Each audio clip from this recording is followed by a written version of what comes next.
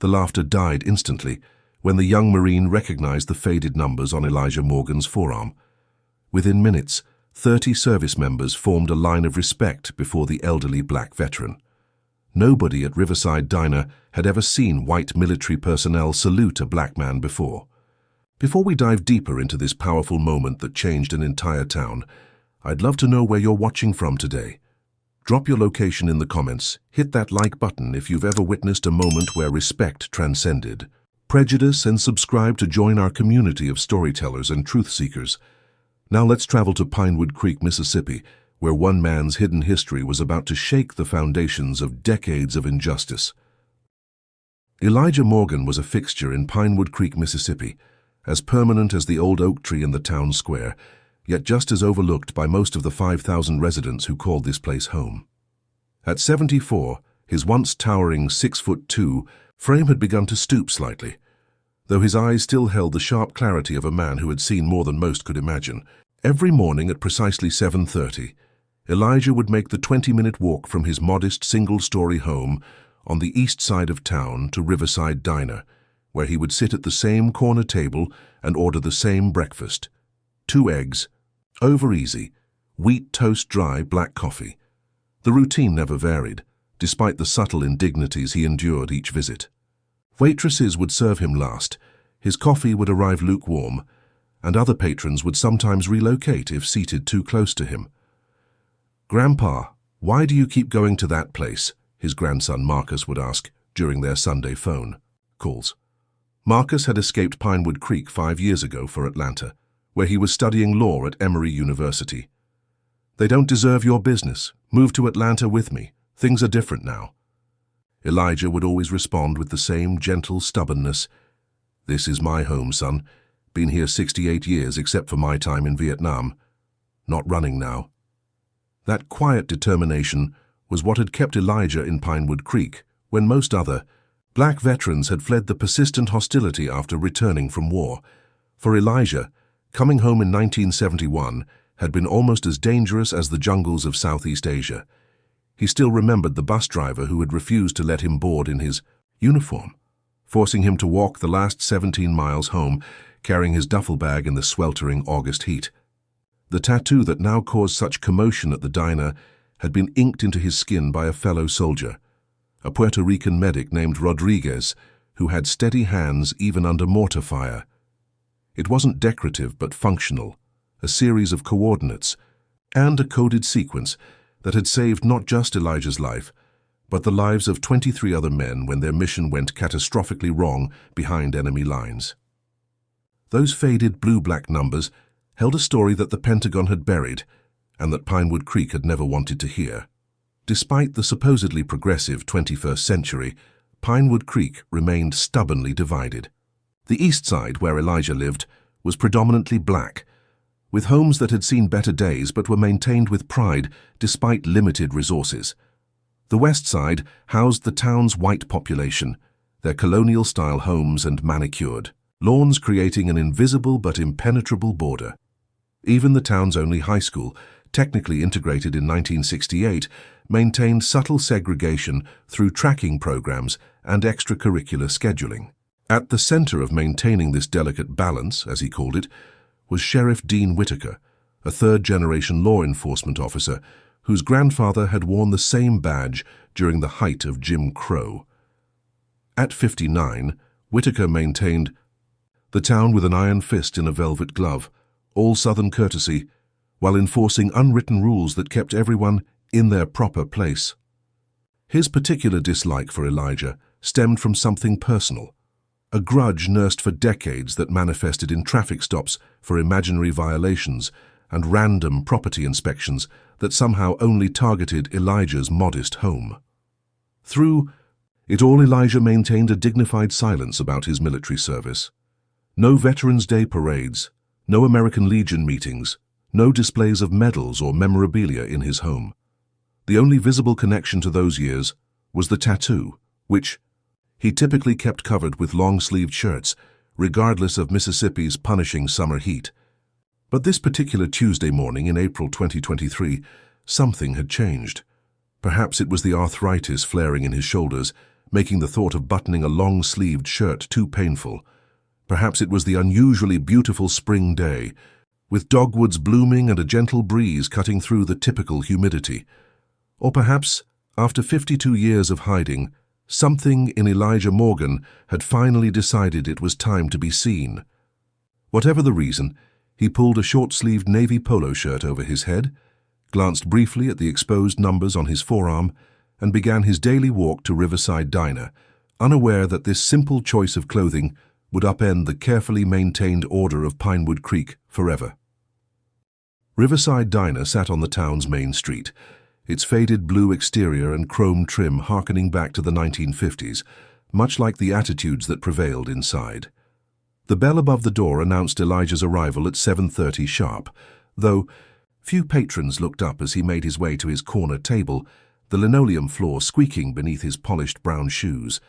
The morning crowd was typical, farmers having breakfast before heading to their fields, office workers from the county, administrative building grabbing coffee, and a few retirees settling in for hours of conversation and cheap refills. Brenda Matthews, a waitress who had been serving at Riverside for 27 years, made a show of noticing Elijah, only after serving everyone else who had arrived after him. "The usual?" she asked without making eye contact, her pen hovering impatiently over her notepad. Her disdain was a performance for the benefit of the regular customers, who rewarded her with approving glances. "Yes, ma'am," Elijah responded with the same politeness he always showed, no matter how poorly he was treated. Brenda walked away without acknowledging him further, her bleached blonde hair piled high in a style unchanged since the Reagan administration. The diner's atmosphere shifted noticeably when the front door swung open and 8 young Marines in training fatigues entered, their voices louder and accents different from the local drawl. They were part of a training exercise at the nearby Camp Reynolds and had been coming into town occasionally for meals. Their presence always created a stir in Pinewood Creek, where military service was respected in the abstract, but these particular young men and women, diverse in ethnicity and from urban centers across America, were viewed with subtle suspicion. "Well, look what the cat dragged in," called Tyler Hopkins from his usual spot at the counter. At 32, Tyler had appointed himself Pinewood Creek's unofficial social enforcer, quick to identify and mark anyone who didn't fit his narrow definition of belonging. "Y'all come to experience some real American cooking instead of that government slop." The Marines smiled politely, but chose a large table across the diner from Tyler, more interested in their breakfast than engagement with locals. As they settled, and Tyler's attention drifted to Elijah, who was quietly sipping his coffee while waiting for his food. "Say, old-timer," Tyler called out, his voice carrying deliberately across the diner. "What's them numbers on your arm? You some kind of ex-con or something?" The question hung in the air, causing several conversations to pause. Elijah kept his eyes on his coffee cup, decades of experience having taught him that engagement only escalated such situations. "I'm talking to you, Pops," Tyler persisted, encouraged by chuckles from his companions at the counter. "That's some kind of prison tattoo? What did they lock you up for?" Before Elijah could respond, Brenda returned with his breakfast, placing it roughly on the table so that coffee sloshed over the rim of the cup. "Probably just some gibberish," she commented loudly. "My cousin works at the nursing home, says lots of them get confused and mark themselves up." More laughter rippled through the diner, emboldening Tyler. "Let's have a look," he said, standing up and taking a step toward Elijah's table. The atmosphere in the diner grew tense with anticipation. Regular patrons familiar with how these situations typically escalated in Pinewood Creek. But the familiar script was interrupted when one of the Marines, a stocky corporal with close-cropped hair, stood up abruptly, his chair scraping loudly against the floor. "Sir," he addressed Elijah formally, his eyes fixed on the older man's forearm. "Is that the Mekong Delta coordinate sequence?" The diner fell silent as Elijah finally looked up, surprise visible in his eyes at being addressed with such respect and at the recognition of something he thought no one would ever identify. Before he could answer, the corporal was moving across the diner, other Marines watching with growing awareness. "It is, isn't it?" the young man continued, his voice filled with awe. "Charlie Company, Special Operations Group, November 1970. Elijah's hand trembled slightly as he set down his coffee cup. December, actually, he corrected softly. December 10th. What happened next would be recounted in Pinewood Creek for generations. The corporal drew himself up to attention and saluted Elijah with perfect military precision. One by one, every Marine in the diner stood, creating a line of crisp salutes before the elderly black man, who had been invisible in his hometown for decades. The diner fell into shocked silence, punctuated only by the sizzle of the grill and the soft gasp of Brenda dropping her coffee pot, dark liquid pooling unnoticed at her feet. The bell above the door chimed as Sheriff Whitaker chose that precise moment to enter for his mid-morning coffee. He froze in the doorway, taking in the extraordinary scene before him. White military personnel standing at attention before a black man in his jurisdiction. His face flushed deep red, hand instinctively moving to rest on his holstered pistol.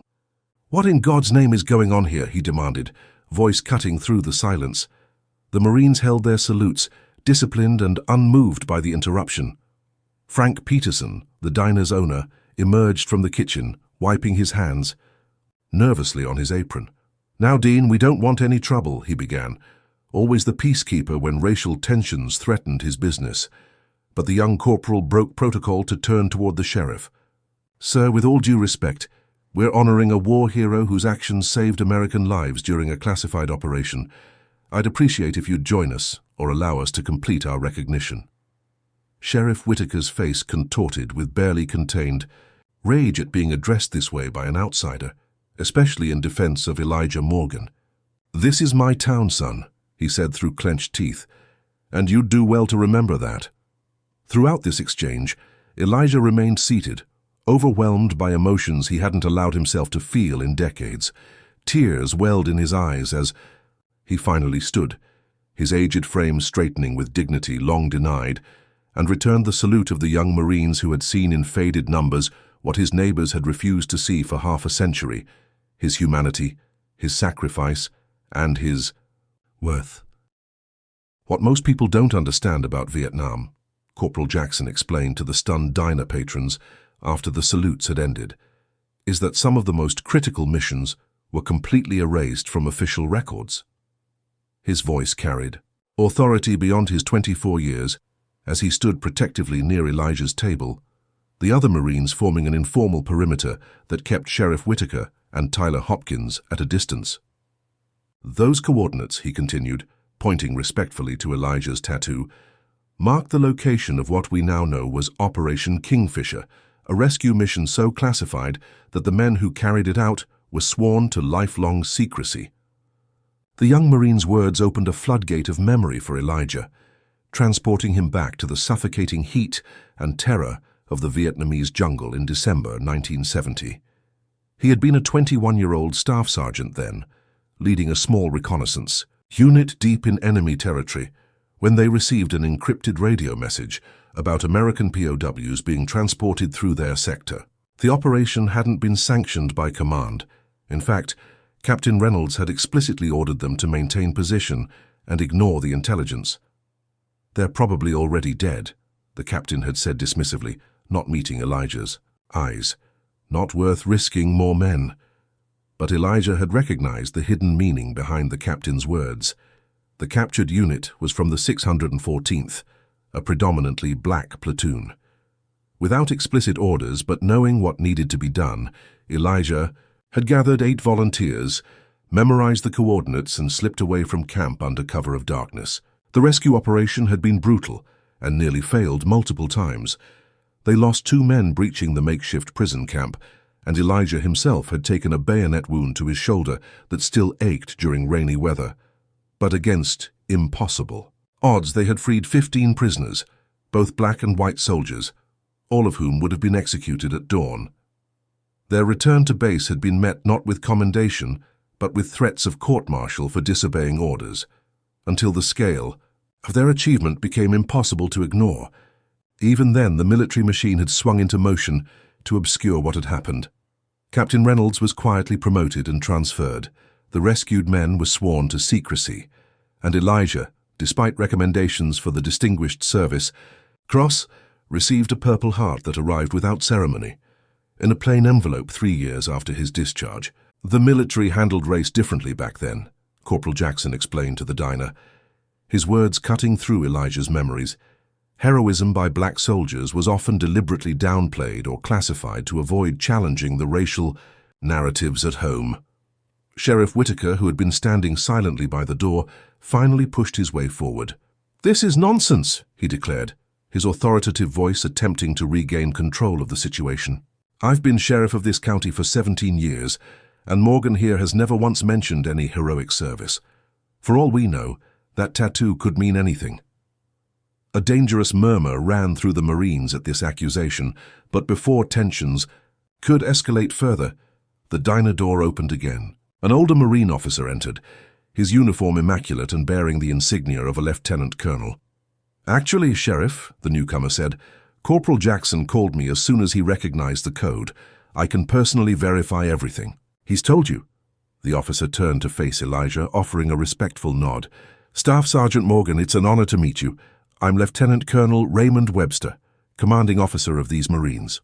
The revelation sent another shockwave through the diner. Tyler Hopkins shrank back toward the counter, suddenly less confident in his earlier mockery.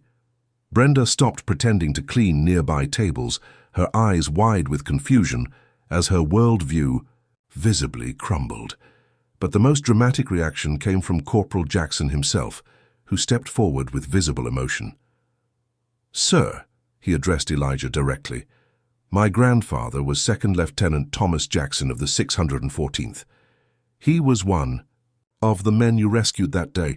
He died last year, but he told me the story before he passed, made me memorize those coordinates even though he wasn't supposed to talk about it. He said if I ever saw those numbers, I should know I was in the presence of the bravest man he'd ever met." The diner had now divided itself into clear factions. On one side stood Elijah with the Marines and a handful of diner patrons who had moved closer, drawn by the power of the unfolding story. On the other side, Sheriff Whitaker maintained his position of authority, flanked by Tyler and others who seemed unwilling to relinquish their established view of Elijah as someone less than themselves. "This doesn't change anything, Sheriff," Whitaker declared, though his voice carried less conviction than before. "What's past is past. We have ways of doing things in Pinewood Creek, and I won't have outsiders coming in and disrupting our peace." Lieutenant Colonel Webster turned to face the sheriff directly. "With respect to your position, Sheriff, but honoring American heroes is hardly a disruption of peace. In fact, I'd say it's long overdue." As the confrontation between authority figures intensified, Elijah Morgan finally spoke, his voice quiet, but carrying the weight of half a century of silence. "I never wanted recognition," he said, drawing all eyes in the diner. "I just did what was right, what any of you would have done if you'd been there." He paused, looking directly at Sheriff Whitaker for perhaps the first time in decades.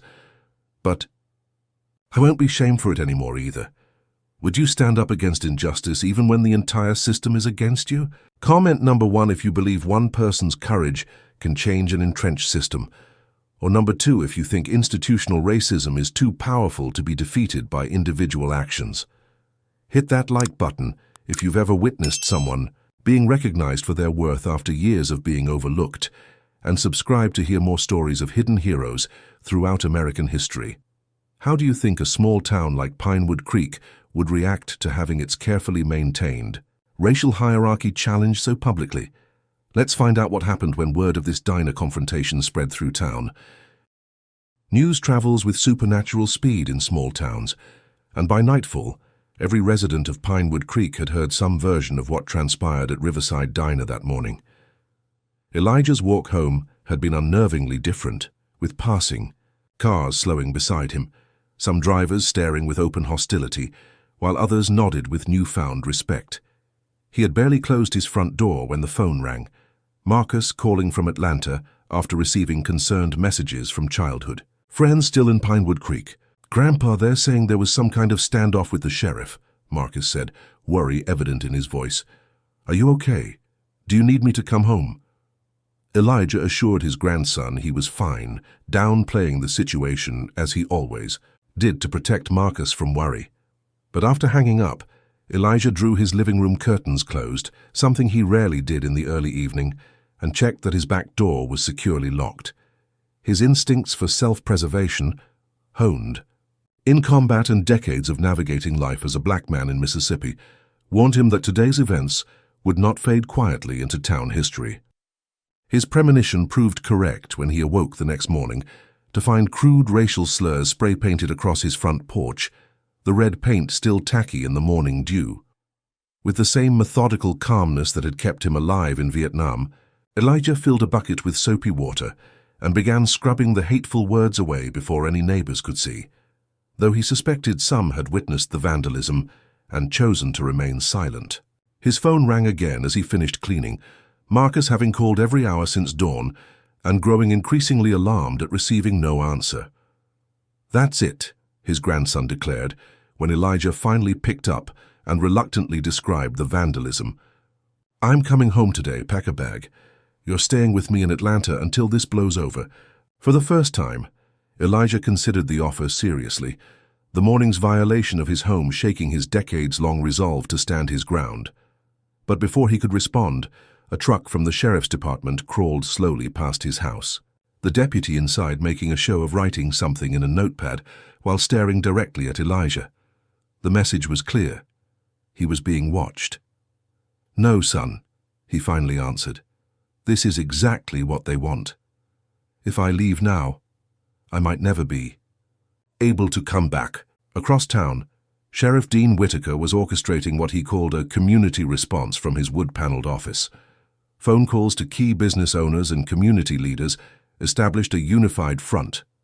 Elijah Morgan was causing trouble, inviting outside agitators into their peaceful town, and needed to be shown that disrupting the established order had consequences. "Nothing illegal, nothing that makes the news," Whitaker instructed Harold Jenkins, owner of the town's only grocery store. "Just a reminder of how things work here." The campaign was immediate and effective. When Elijah attempted to buy groceries that afternoon, Jenkins claimed his credit card system was down, accepting only cash, which he knew Elijah rarely carried. At the pharmacy, Elijah's monthly prescription was mysteriously delayed. The gas station attendant didn't see him waiting to pay for 15 minutes. Each small indignity was delivered with plausible deniability, but unmistakable intent. Yet alongside this coordinated campaign, something unexpected was happening in Pinewood Creek. Rebecca Williams, a young white woman who taught at the elementary school, left a casserole on Elijah's porch with a note saying simply, "Thank you for your service."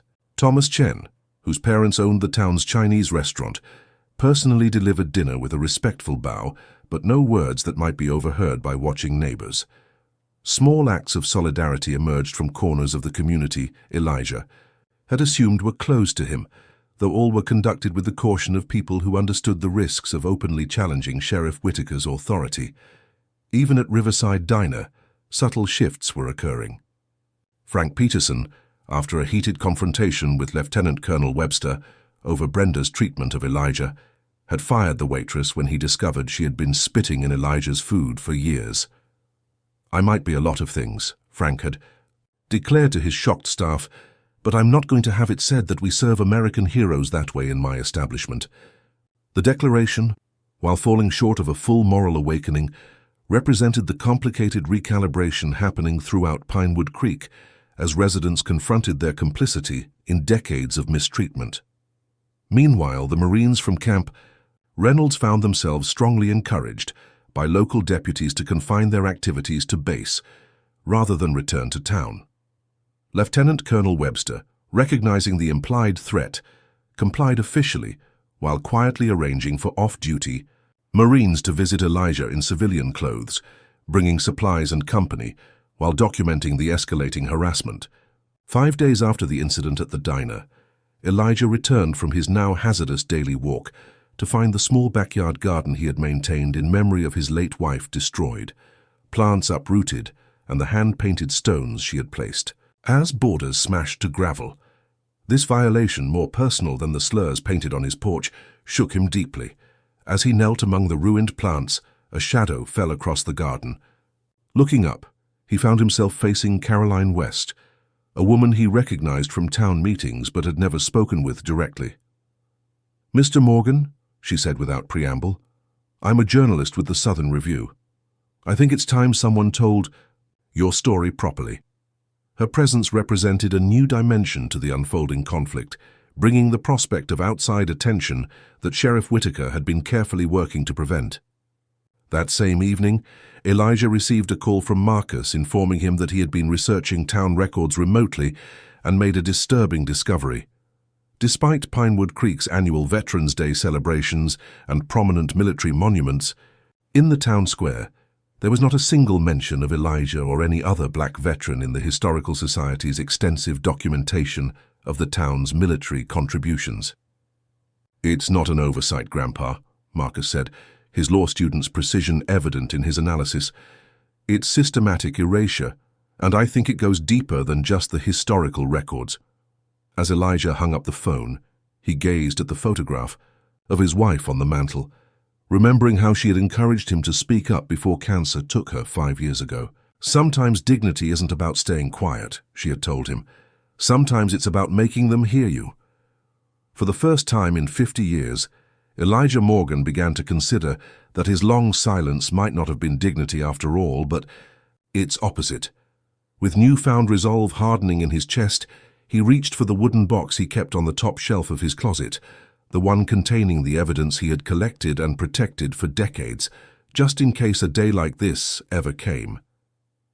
Caroline West arrived at Elijah's home early the next morning, armed with a digital recorder, 3 notebooks, and the intense focus that had earned her a reputation as one of the South's most thorough investigative journalists. "I've been looking into Pinewood Creek's history for a different story," she explained as Elijah served her coffee in his kitchen, the curtains drawn against watchful eyes. "But what happened at the diner connects to a pattern I've been seeing in town records." She opened her laptop, displaying scanned documents that immediately captured Elijah's attention. "These are property records from 1952, she explained, pointing to highlighted sections. "They show that the east side of town, where most black residents live now, was actually owned primarily by black families who had purchased the land during Reconstruction. But then look at these records from 1954. The second document showed the same properties with different names listed as owners, all white. There was no mass sale," Caroline continued, her journalist's detachment slipping as indignation colored her voice. "These properties were simply reassigned through a combination of falsified tax liens, forged documents, and, when necessary, outright intimidation." Elijah nodded slowly, the information confirming stories his parents and grandparents had told, but could never prove. "My grandfather always said our family owned 3 acres on Riverfront Road before I was born," he said quietly. "Said they came one night, gave them 2 hours to pack, and told them they were lucky to be offered a place on the east side instead of being run out of town completely." Caroline made notes as he spoke, then turned her computer to show another document. "According to this, your grandfather was right. The land originally belonging to the Morgan family now makes up part of the Whitaker estate. The revelation landed like a physical blow. Sheriff Dean Whitaker's generational wealth and power were quite literally built on land stolen from Elijah's family. The connection explained the decades of targeted harassment that had always felt oddly personal. "It's not just your family," Caroline continued, displaying more documents. "I've found evidence that the Historical Society has been systematically removing references to black residents' contributions to Pinewood Creek for decades. Military service records altered, business ownership histories rewritten, even birth records modified to support a narrative that the town's success and development came exclusively from its white citizens." Their conversation was interrupted by a knock at the door, causing both to tense until a voice called out, "Mr. Morgan, it's Corporal Jackson and Lieutenants Rivera and Chen. We're off duty." Elijah opened the door to find 3 Marines in civilian clothes standing on his porch, deliberately positioned so they could be seen by anyone watching the house. "Lieutenant Colonel Webster sends his regards," Corporal Jackson said formally. "We've been documenting the situation here as he requested." Lieutenant Rivera, a petite woman with keen eyes, added, "We've also been gathering information about the town's treatment of veterans, The pattern of exclusion is remarkably consistent. Inside, the Marines shared what they had discovered through conversations with other veterans in neighboring communities and research into military records. The annual Veterans Day celebration has rejected applications from black veterans for participation every year since its inception in 1975, Lieutenant Chen explained, showing documentation on his tablet. Always with different excuses, but the result is the same: no recognition of black military service. As the group compared notes, Elijah's phone rang again. It was Marcus, his voice tight with controlled anger. "Grandpa, I've been let go from the internship at Wilson's Pharmacy. Mr. Wilson said they're restructuring, but my supervisor told me Sheriff Whitaker came by yesterday and had a private conversation with him." The retaliation was now extending beyond Pinewood Creek to touch Elijah's family, a significant escalation that Caroline immediately recognized as a pressure tactic. "They're trying to force your hand," she observed after Elijah hung up. "Make you back down to protect Marcus." Before Elijah could respond, Corporal Jackson's phone chimed with a message that made his expression darken. "Sir, I need to inform you that my unit has received formal reprimands for fraternization with civilians, undermining local authority. We are being threatened with disciplinary action if we continue visiting you." The coordinated effort to isolate Elijah was tightening, but Caroline saw an opportunity in the escalation. "I'm submitting a preliminary article tomorrow," she announced. "Not the full investigation, which needs more time, but enough to bring outside attention to what's happening here. Once it's published, it becomes much harder for them to act without scrutiny." The news of Caroline's pending article spread through town with the same efficiency as gossip about the diner incident. By that evening, Sheriff Whitaker had convened an emergency meeting with the town council and prominent business owners at the municipal building. "This outsider journalist is going to paint our town as some kind of racist backwater," he warned the assembled group. "She's building a story around Morgan, turning him into some kind of civil rights martyr, when we all know he's just a troublemaker who never fit in." But for the first time, Whitaker's audience wasn't uniformly receptive. Gerald Thompson, who owned the hardware store and whose son had served in Iraq, spoke up hesitantly. "If what they're saying about his service record is true, Dean, maybe we should consider some kind of recognition, just to show we respect military service regardless of, well, you know." The suggestion triggered an explosion of anger from Whitaker that shocked the room into silence. "There will be no recognition," he declared, pounding his fist on the table. "Morgan is not a hero in this town, not now, not ever. Anyone who says differently is welcome to join him in being shut out of this community." The naked threat accomplished its immediate goal of silencing dissent in the room, but several attendees exchanged glances that suggested the sheriff's iron grip on the town was showing signs of strain. Meanwhile, back at his home, Elijah had made a decision. After decades of keeping his head down, of prioritizing safety over justice, he was ready to fight back. "I need to show you something," he told Caroline and the Marines, leading them to his bedroom closet where he retrieved the wooden box he had contemplated the night before. Inside, wrapped in a soft cloth, was his Purple Heart medal, the paperwork for the Distinguished Service Cross he had been recommended for but never received, and photographs from Vietnam showing him with his unit. But more significantly, the box contained carefully preserved documentation, signed statements from men he had rescued, letters to military authorities questioning why his commendation had been downgraded, and copies of complaints he had filed about discriminatory treatment in Pinewood Creek, dating back to 1972. "I kept everything," Elijah explained, his hands steady as he displayed 5 decades of evidence. "My wife insisted. She said someday someone would listen, and we needed to be ready." Caroline stared at the contents of the box, the journalist in her recognizing its value, while the human being in her was struck by the patience and foresight it represented. "Mr. Morgan," she said with quiet determination, "they're going to listen now." Caroline West's preliminary article, titled "Heroism Denied: The Untold Story of Black Veterans in Pinewood Creek," appeared in the Southern Review's Wednesday edition and immediately ignited a firestorm of controversy. The piece focused primarily on the historical pattern of erasure Caroline had uncovered.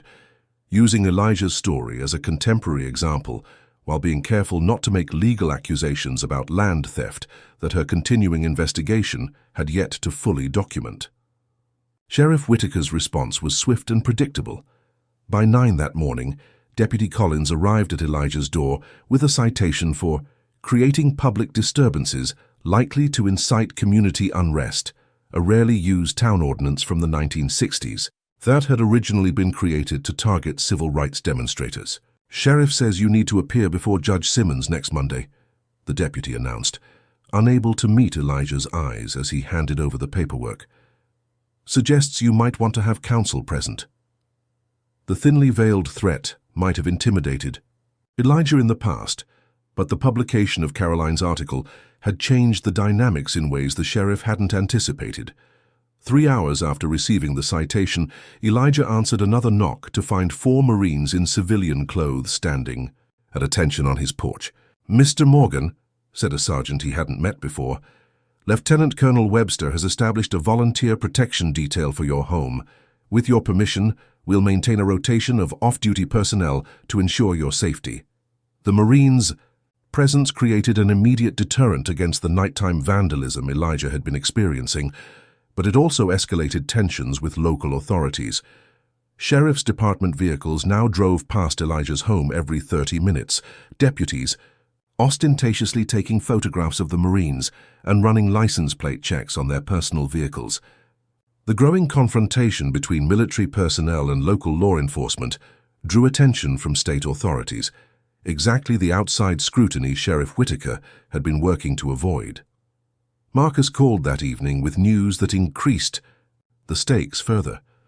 "I've been fired, Grandpa," he said, his voice calm but tight with controlled anger. "Not just the internship at the pharmacy, my part-time position at the law library too. Someone's been making calls." The targeting of his grandson crossed a line for Elijah. Marcus represented everything he had sacrificed for, the future he had endured humiliation to secure. "Come home, son," he said after a long moment of deliberation. "Not to stay, but we need to face this together now." While waiting for Marcus to make the drive from Atlanta, Elijah received an unexpected visitor. Pastor Lewis from First Baptist Church, the white congregation on the west side of town, arrived looking uncomfortable but determined. "I need to tell you something, Mr. Morgan," the pastor said, declining to come inside and speaking quietly as if afraid of being overheard. "I was a military chaplain before coming to Pinewood Creek. What happened in Vietnam, the classified missions, the way certain soldiers' contributions were covered up, especially black soldiers, that was real. I saw it happen." He paused, visibly, struggling with what he needed to say next. "But there's something else you should know. I counseled Sheriff Whitaker's father before he died 10 years ago. He confessed something to me that I've kept confidential until now. He was one of the men you rescued in that operation in 1970. The revelation struck Elijah like a physical blow. "That's not possible," he whispered, mentally reviewing the faces of the men his team had extracted from that makeshift prison camp. "I would have recognized him all these years." Pastor Lewis shook his head. "He was injured badly, face damaged, had reconstructive surgery after returning stateside. But he knew who you were the moment you moved to Pinewood Creek. He told his son, made him promise never to acknowledge what happened, said he'd rather die than admit he owed his life to. Well, he used language I won't repeat."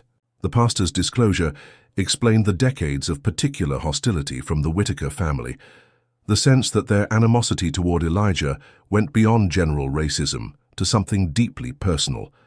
It was a debt of gratitude so profound that it had twisted into hatred rather than be acknowledged. As the pastor left, Caroline arrived with news of her own. Her research had led her to classified military documents recently declassified through a Freedom of Information Act request by a military historian.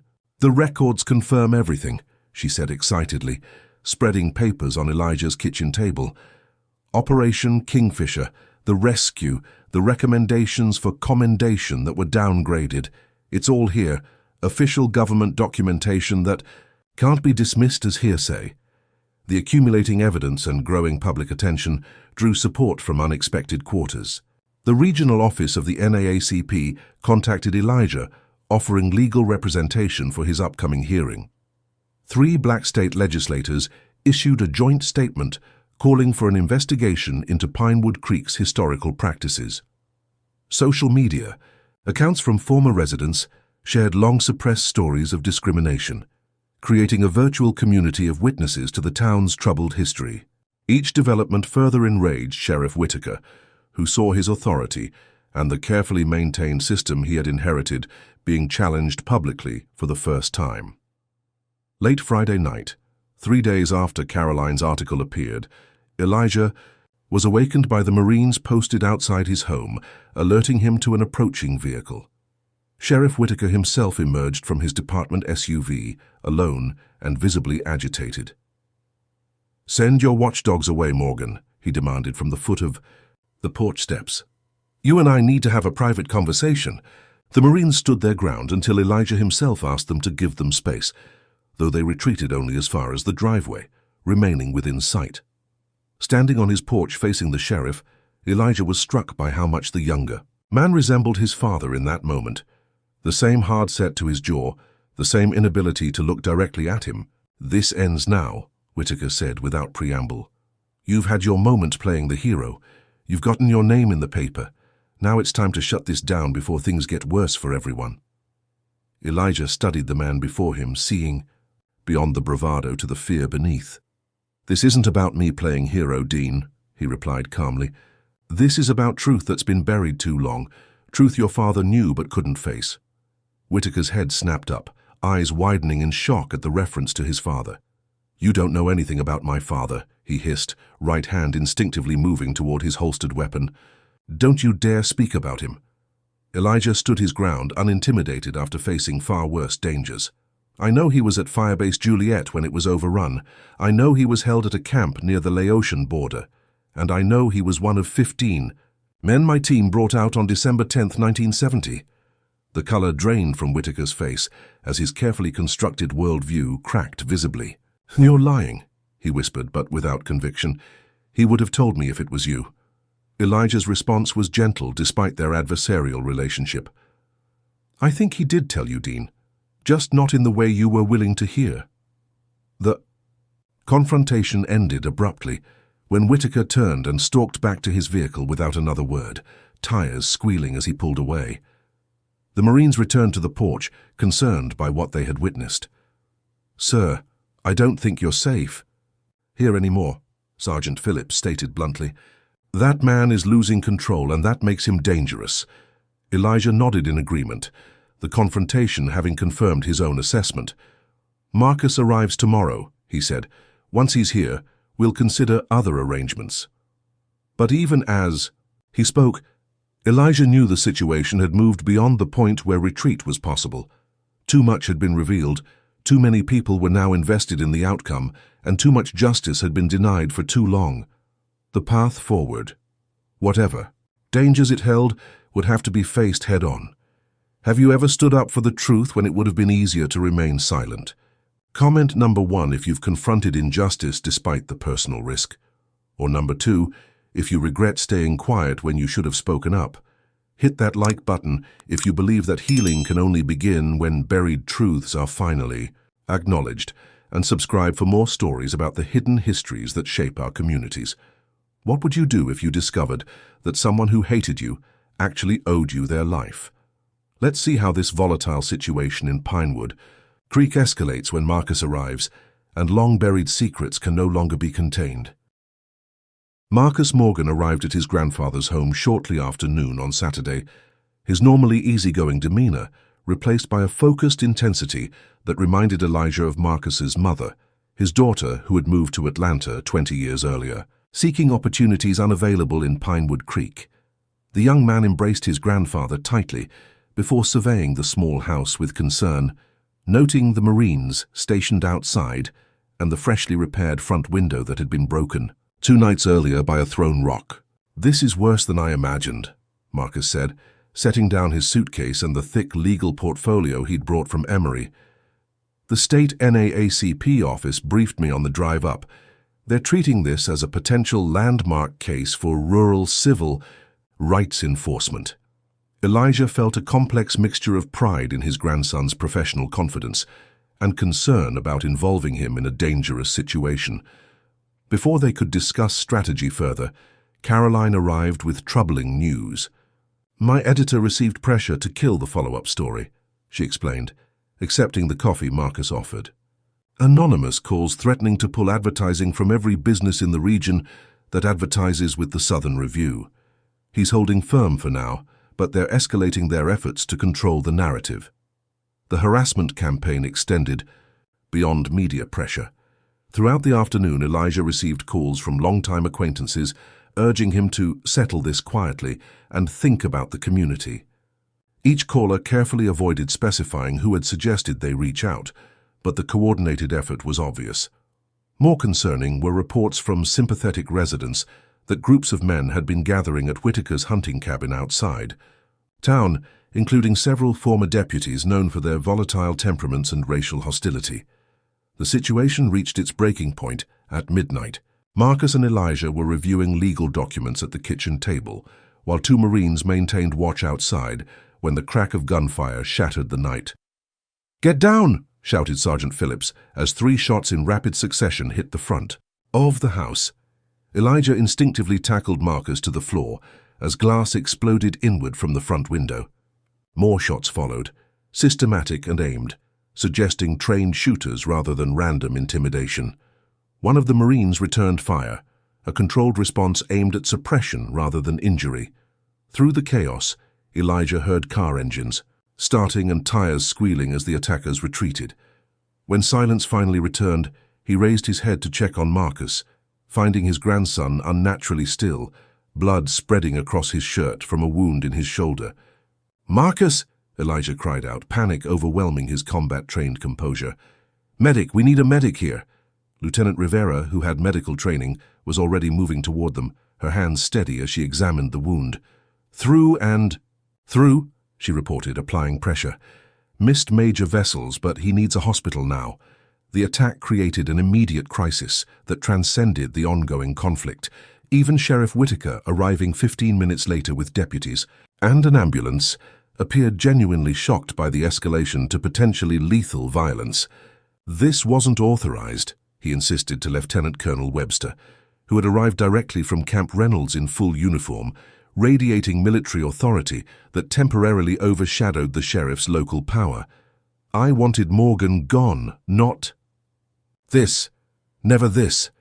Whether Whitaker's denial was truthful remained unclear, but the attack's effect was undeniable.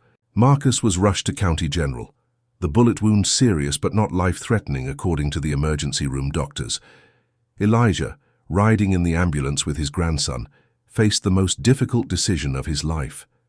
For 5 decades, he had chosen dignity through restraint, protecting himself and his family by accepting injustice rather than confronting it directly. Now, with Marcus injured and the conflict spiraling beyond anyone's control, that approach had proven insufficient. The hospital waiting room became command central for an impromptu strategy session. Caroline, the Marines, and 2 attorneys from the NAACP gathered around Elijah, who sat with unnatural stillness, his eyes fixed on the doors leading to the surgical unit where doctors were repairing Marcus's shoulder. "We have options, Mr. Morgan," said Judith Chen, the lead NAACP attorney. "The shooting changes everything. We can request federal intervention, Civil Rights Division involvement. This is now attempted murder with potential hate crime enhancements." Lieutenant Colonel Webster nodded in agreement.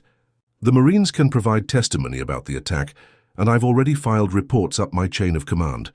The military takes attacks on veterans very seriously." But Elijah's response surprised them all.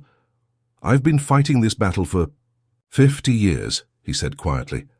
"Just not in ways anyone could see. Keeping my head high, treating others with dignity when they showed me none. Protecting my family by swallowing humiliations no man should have to accept." He paused, looking at each person in turn. "I kept evidence all this time, not just of what happened in Vietnam, but of everything that's happened in Pinewood Creek. Every incident, every slight, every violation. Names, dates, witnesses. I've been building a case my entire adult life, waiting for a moment when someone might finally listen." The revelation stunned even Caroline, who had been researching Elijah's story for weeks. "You have documentation of civil rights violations going back decades?" she asked. The journalist in her immediately recognizing the historical significance. Elijah nodded, his expression solemn. "In a safe deposit box in Jackson. Marcus has the key and authorization to access it. I kept it away from Pinewood Creek for protection." As they processed this information, a doctor emerged to report that Marcus's surgery had been successful. The news allowed everyone to exhale briefly before attention turned back to the unprecedented situation unfolding in Pinewood Creek. While they were developing plans, Sheriff Whitaker was facing a crisis of his own. State police had arrived to investigate the shooting, their presence representing external authority that undermined his local control. More troubling were the private calls he received from town council members and business leaders who had always supported him before. "This has gone too far, Dean," Mayor Williams told him bluntly. "Shots fired at an old man and his grandson? The state police are talking about bringing in the FBI. We can't have that kind of attention." Beneath these immediate concerns lay a deeper, more personal crisis for Whitaker. Pastor Lewis had broken confidence to inform him that he knew about his father's rescue by Elijah's unit, confirming what Elijah had claimed during their confrontation. The revelation forced Whitaker to confront the possibility that his entire relationship with Elijah, and by extension his understanding of his father, had been built on deliberate deception. The morning following the shooting brought another shock. State investigators examining property records, based on Caroline's initial reporting, discovered that the land where Whitaker's hunting cabin stood, the gathering place for the men suspected in the attack, contained significant mineral deposits that had been identified in a geological survey conducted in 1953, just before the property transfers that had moved land from black to white ownership. The timing suggested the land theft had been not just racially motivated, but economically calculated, with knowledge of the land's value driving the systematic dispossession. This discovery transformed understanding of Pinewood Creek's history from one of typical Southern segregation to a deliberate conspiracy to deprive black landowners of valuable resources. As word of this finding spread, the town's power structure began to fracture visibly. Business owners who had participated in the harassment campaign against Elijah started distancing themselves from Sheriff Whitaker. Neighbors who had watched in silence as Elijah's home was vandalized now brought food to the hospital and offered statements to investigators. The carefully maintained racial hierarchy that had defined Pinewood Creek for generations was collapsing under the weight of exposed truth. Meanwhile, Marcus regained consciousness in his hospital room, immediately asking for his grandfather. When Elijah entered, Marcus attempted to sit up despite the pain. "Grandpa," he said urgently, "I remember who was shooting. I saw them clearly." When the porch light caught their faces, it was Tyler Hopkins and two deputies, Simmons and Garner, and they were using department-issued weapons. The identification of the shooters removed any possibility of Sheriff Whitaker maintaining plausible deniability. Either he had authorized the attack, making him criminally liable, or he had lost control of his deputies, destroying his authority. Either way, his 20-year reign over Pinewood Creek was effectively ended. As state police secured warrants for the alleged shooters, Elijah made his own decision. With Marcus stable but requiring ongoing medical care, the immediate crisis had passed. Now was the time to retrieve the evidence he had protected for so long and finally bring the full truth to light. "I've stayed silent to survive," he told Caroline as they prepared to drive to Jackson to access the safe deposit box. "But Marcus deserves to live in a world where he doesn't just survive. He deserves justice, not just safety." The decision marked Elijah's final transformation from a man who had endured injustice with dignity to one who would actively challenge it, whatever the personal cost. After 50 years of waiting, his moment had finally arrived. The evidence Elijah Morgan had meticulously preserved in his Jackson safe deposit box exceeded even Caroline's expectations. Organized chronologically in labeled folders, the collection included handwritten accounts of discriminatory incidents dating back to 1971, photographs of vandalized property with dates and times carefully noted, copies of complaints filed with various authorities that had never been addressed, and most damaging of all, a journal maintained by Elijah's late wife documenting conversations she had overheard while working as a housekeeper in prominent white homes, including explicit discussions of coordinated efforts to maintain racial segregation in Pinewood Creek. "This is extraordinary," Caroline whispered, carefully examining documents that provided irrefutable evidence of systematic discrimination spanning half a century. "This isn't just your story anymore. This is historical documentation of how discrimination actually functioned at the community level." Within hours of returning to Pinewood Creek, the safe deposit box materials were being copied and distributed to state investigators, NAACP attorneys, and Caroline's editor. The impact was immediate and overwhelming. State police, already investigating the shooting, expanded their inquiry to include historical civil rights violations based on Elijah's documentation. The governor's office issued a statement expressing deep concern about allegations of systematic discrimination and violence against veterans in Pinewood Creek.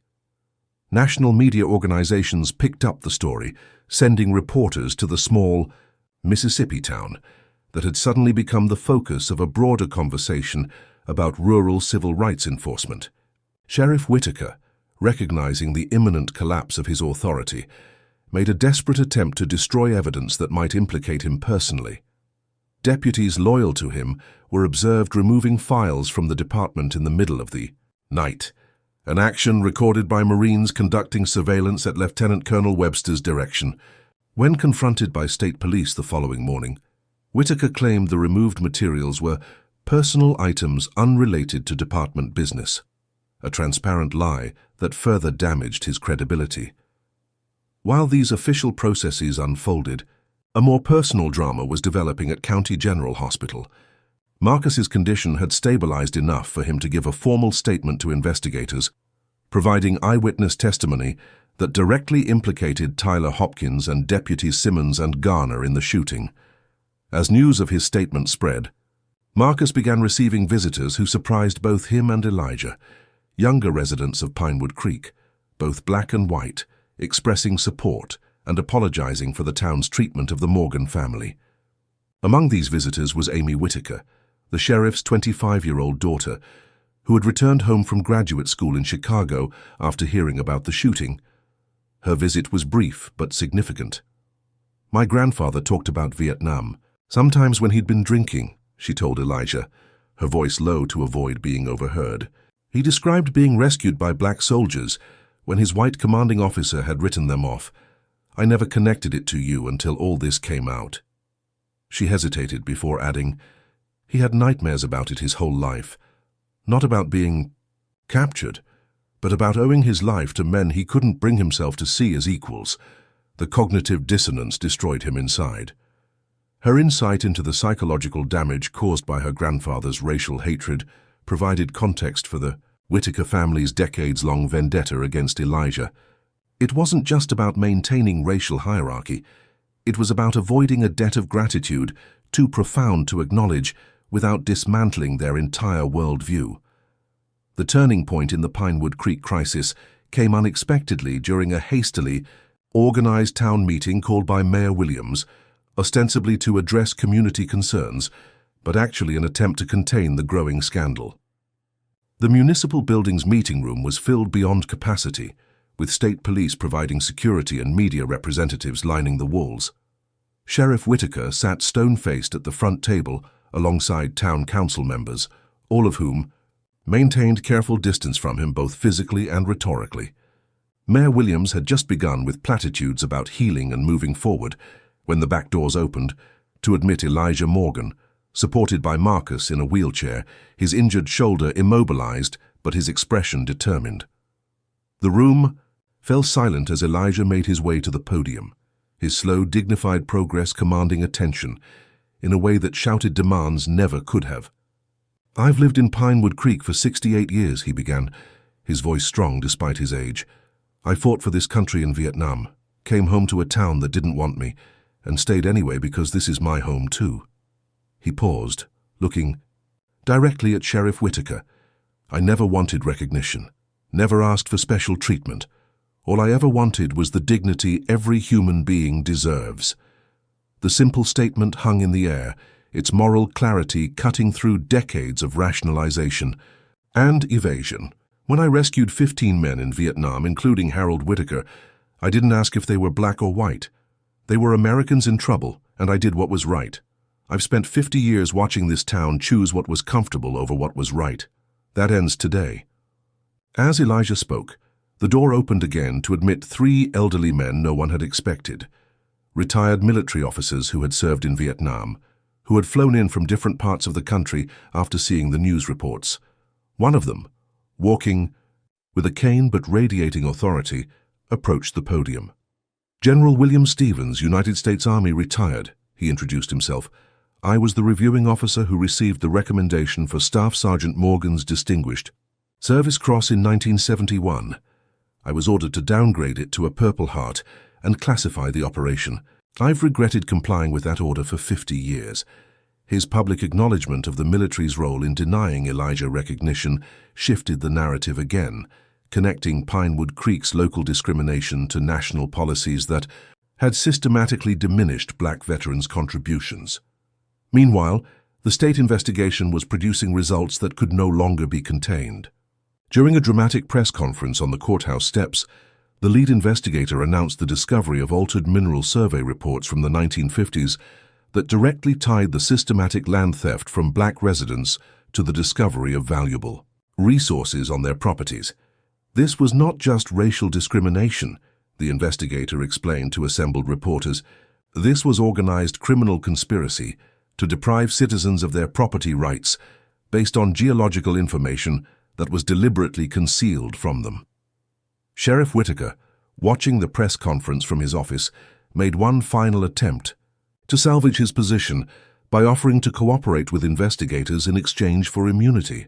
His offer was rejected, not because state authorities weren't interested in his testimony, but because they had already secured cooperation from multiple town officials who had turned against him, providing documentation of years of coordinated civil rights violations conducted under his direction.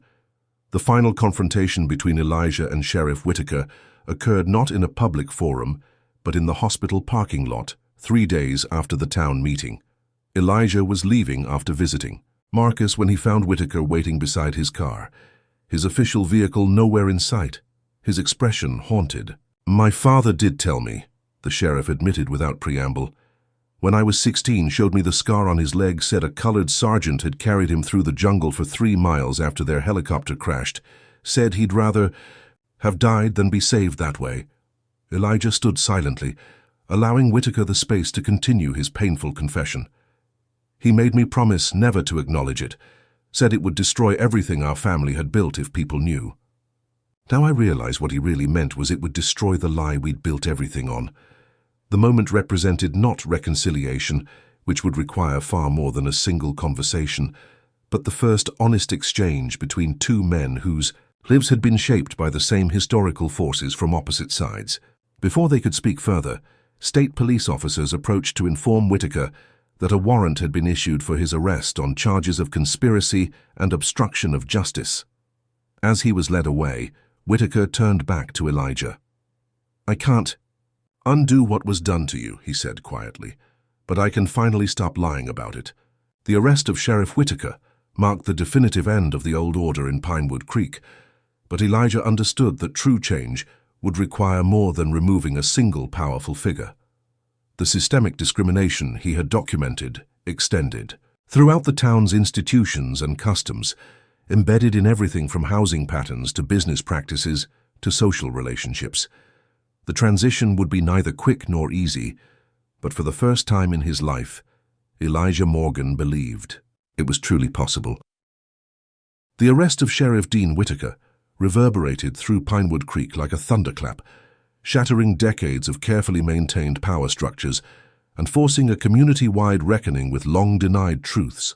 Within days, 3 more arrests followed. Tyler Hopkins and Deputies Simmons and Garner were taken into custody for the shooting at Elijah's home, facing attempted murder charges with hate crime enhancements that carried potential life sentences. For many white residents, the swift intervention of state authorities represented an alarming loss of local control. For black residents, it signified the first meaningful protection they had experienced in generations. The town existed in this state of uncomfortable transition for several weeks until a remarkable ceremony altered the community's trajectory permanently. The Marine Corps, recognizing an opportunity to correct a historical wrong while demonstrating its contemporary commitment to equality, organized a formal recognition event for Elijah Morgan. Lieutenant Colonel Webster personally coordinated with military archives to declassify records of Operation Kingfisher, allowing full acknowledgement of Elijah's heroism for the first time. On a clear Saturday morning in May, 7 weeks after the confrontation at Riverside Diner, a full Marine honor guard in dress blues arrived at Elijah's modest home. Neighbors emerged from surrounding houses, drawn by the unprecedented spectacle of military precision on their small street. Elijah appeared on his porch wearing a crisp, dark suit, Marcus beside him still with his arm in a sling but standing tall. When the senior officer present, a 3-star general who had flown in specifically for the occasion, offered Elijah his personal vehicle for transportation to the ceremony, Elijah surprised everyone with his response. "With respect, General," he said with gentle firmness, "I'd like to walk. I've walked through this town every day for 50 years. Today, I want everyone to see me walking as a recognized American hero." The request created an unrehearsed but powerful procession. Elijah and Marcus at the center, flanked by Marines in perfect formation, proceeded from the east side of Pinewood Creek toward the Veterans Memorial in the town square. As they walked, residents emerged from homes and businesses to watch. Some turned away, unwilling to acknowledge the moment's significance. Others stood at attention, offering unpracticed but sincere salutes. A few joined the procession, creating a growing community of witnesses to Elijah's long-delayed recognition. At the Veterans Memorial, traditionally the site of ceremonies that had excluded black veterans, a new addition awaited unveiling. Beneath a draped cloth stood a granite monument listing the names and service details of every black veteran from Pinewood Creek, researched by Caroline and verified through military records. Elijah's name appeared at the top, with a detailed description of Operation Kingfisher and his extraordinary courage in rescuing 15 Americans, including Harold Whitaker, from certain death. The ceremony included the formal presentation of the Distinguished Service Cross that had been denied to Elijah in 1971, pinned to his chest by General Stevens, the same officer who had originally been forced to downgrade the commendation. "Today, we correct not just an individual injustice," the general declared to the assembled crowd, "but acknowledge a pattern of systematic diminishment of black military service that denied our nation the opportunity to properly honor all its heroes." While the military ceremony represented symbolic recognition, practical justice advanced through legal channels. The State Attorney General's office, working with historians and property law experts, established a process for reviewing the fraudulent land transfers of the 1950s. Within 6 months, the first restitution occurred. 20 acres of prime riverfront property, including land where minerals had been extracted for decades, was returned to Elijah as the heir of his grandfather's estate, along with financial compensation for lost revenue that instantly made him one of the wealthiest residents of Pinewood Creek. Rather than use this newfound wealth for personal benefit or leave the town that had caused him so much pain, Elijah made a decision that surprised many. Working with Marcus, who had completed his law degree and returned to Pinewood Creek permanently, he established the Morgan Foundation for Community Reconciliation. The foundation's first project was the purchase of Riverside Diner, transforming the site of his public humiliation into a community center, where facilitated conversations about race and reconciliation could occur in a neutral environment. Frank Peterson, the diner's former owner, initially resisted selling but eventually agreed when Marcus demonstrated through Elijah's records that the diner had been built on land originally belonging to the Morgan family. The legal proceedings against Sheriff Whitaker and those involved in the shooting resulted in plea agreements rather than trials, sparing Pinewood Creek the national spotlight that would have come with courtroom testimony about decades of discrimination. Whitaker received a 10-year sentence, with eligibility for parole after 4 years. More significant than the punishment was his public statement accepting responsibility and acknowledging the systematic nature of the discrimination he had enforced, providing crucial validation for those who had suffered under his authority. Throughout this period of transformation, Caroline West continued documenting Pinewood Creek's evolution, eventually producing a book titled The Reckoning: How One Man's Quiet Dignity Transformed a Town. The work received national recognition, bringing attention to similar situations in other rural communities, where racial hierarchies persisted, despite legal advances at the national level. But the most profound change occurred within Pinewood Creek itself, visible in small daily interactions rather than headlines.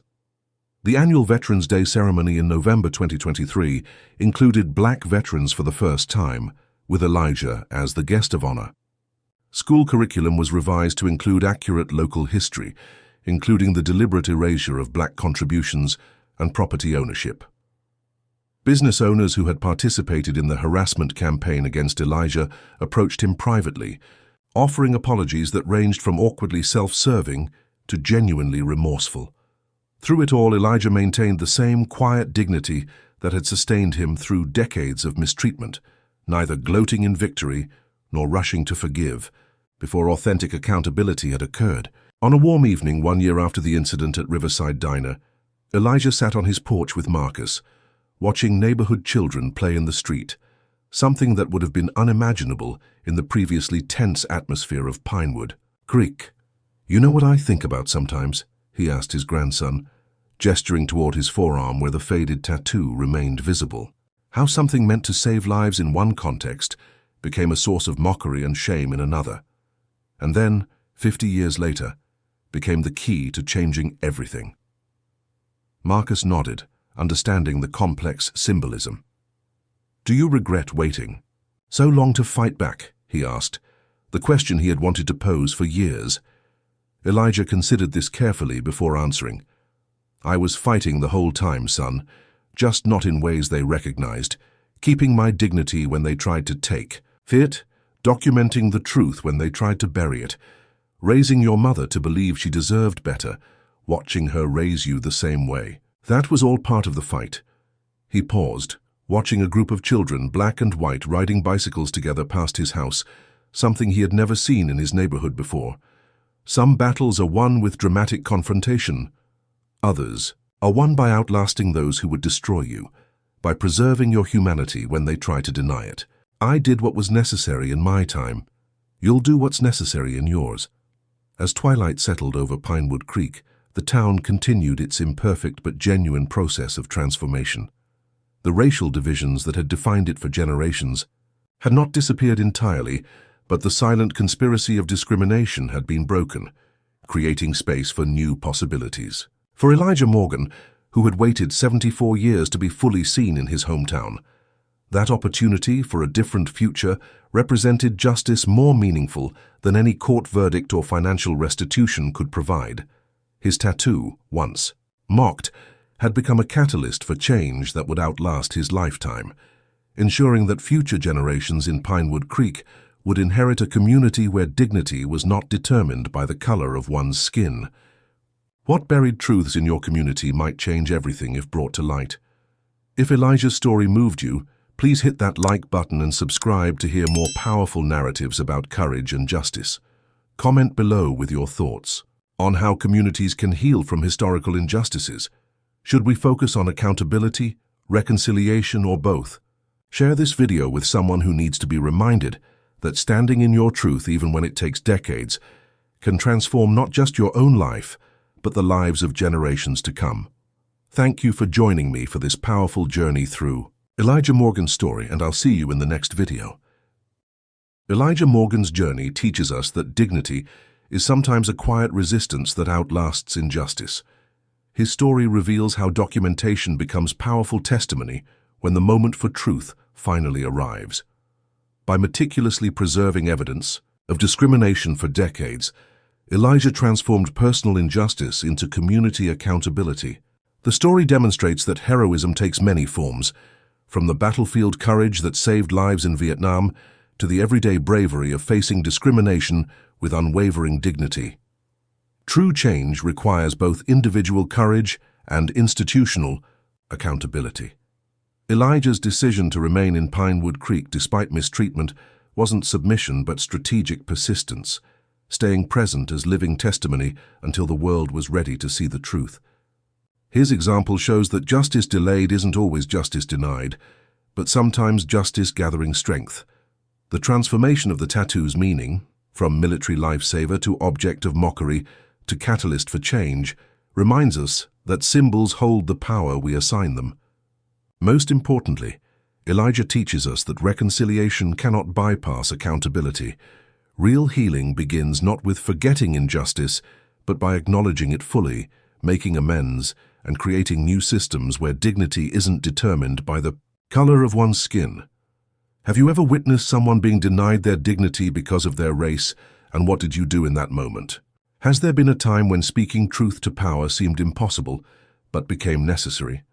I believe Elijah's story reminds us that documentation of injustice is powerful. Are you preserving evidence of wrongdoing in your community, or letting history be erased? Drop your thoughts in the comments below about how we can honor the Elijahs in our communities, those quiet heroes whose dignity eventually changes everything. If this story moved you, please hit that like button to help others find it. Subscribe for more powerful narratives about courage in the face of discrimination, and share this video with someone who needs to be reminded that standing in your truth, even when it takes decades, can transform not just your own life but entire communities. Thank you for bearing witness to Elijah's journey. May we all find his courage when facing injustice in our own lives.